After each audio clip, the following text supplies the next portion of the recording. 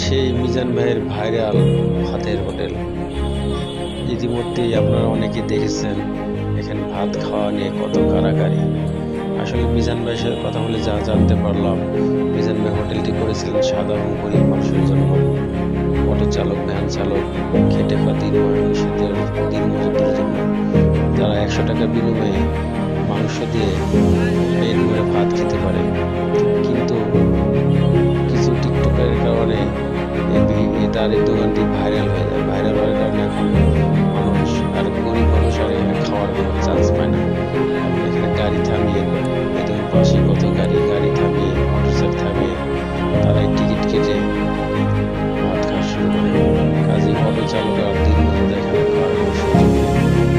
ভাইরালের এই অবস্থা।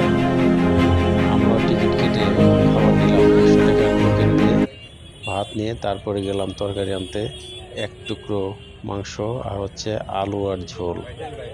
100 টাকার অনুযায়ী খাবারের মান যেরকম হওয়ার কথা সেরকমই হইল। মোটা চাউলের ভাত, নতুন আলুর তরকারি, অত্যন্ত ঝাল। চাঁদপুরের লোকের রান্না চাঁদপুরের মতো হয়েছে। শুকনা মরিচ দিয়ে মাংস রান্না করছে, এত পরিমাণ ঝাল।